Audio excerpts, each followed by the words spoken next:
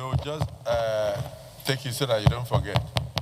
One of the things one of them wanted to ask, which was also on my mind, is that you are nominated at a time when many of our children are still in the bush. A lot of children in schools have been kidnapped, some have been rescued, and some are still in the bush. What would you do differently?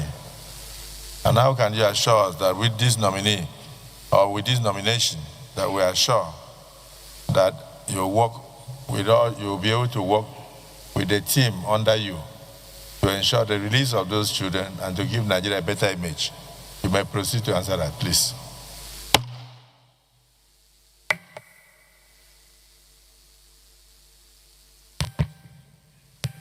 Thank you, Mr. President, sir. Distinguished senators. Let me start from the last one, sir. The issue of kidnapping of students, very unfortunate.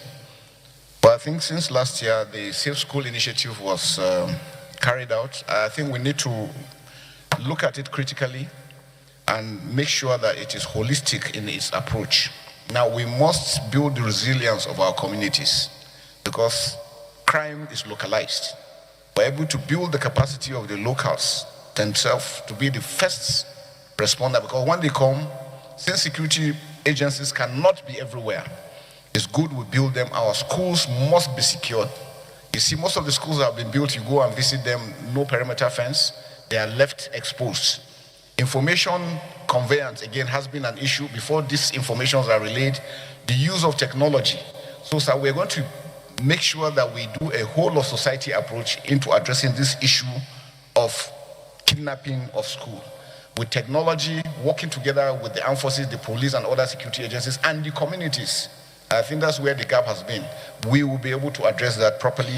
I'll be able to also secure these children and to stop issues of kidnapping all over the country. Distinguished Senator Ahmed Lawan, sir, thank you very much, sir. I think one basic area we're also going to look at is accountability of the armed forces. Whatever funds has been made, we want to make sure that the funds are properly utilized. And I think that is very critical so that we can make sure that whatever it is we're getting are things that will help us and assist us in the members of the armed forces in carrying out their action. Senator Mongonusa, on the issue of policy. Yes, sir, I've been operational all through my life. Now the issue of policy, and I think that's very important, sir. What we have observed over time is that with the MDAs, we have not really been able to get the full support of the MDAs. I think one mistake we make is we think the armed forces can solve all the problems. The armed forces solution is just 20-25%. Majority has to do with good governance, building capacity, working together with all the other MDAs. The police has a lot to contribute. Civil defense, all other agencies, including Foreign Service, Ministry of Foreign Affairs, Interior. So we need to harmonize all this diplomatically again, our neighboring countries, Cameroon, Chad, Niger, Benin Republic. We need to also reach out to them because if they're able to secure their own borders, it means our own borders will be secured. If theirs is porous, ours is going to be porous. And because we have more to lose, the terrorists that we're dealing with think Nigeria is so rich that when they come to Nigeria, they can make it. So anything they are doing anywhere, their target, end state, is to come into Nigeria. And that's why it's important that we must make sure that we secure our borders and deny them the entry. And then those ones that are within, we're able to take them out. There will be zero policy on anything banditry, terrorism.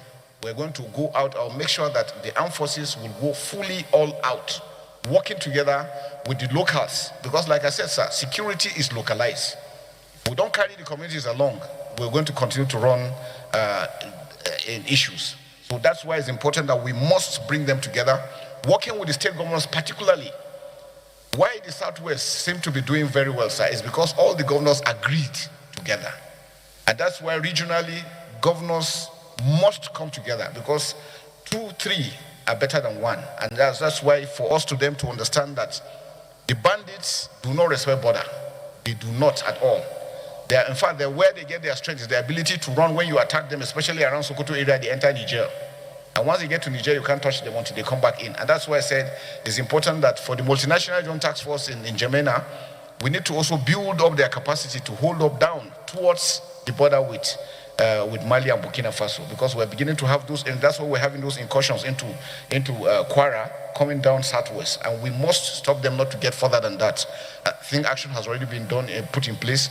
It is for us to harmonize all this, firstly to ensure that all the MDS know they have a role to play. And so one important aspect is our legal system that we need to look at.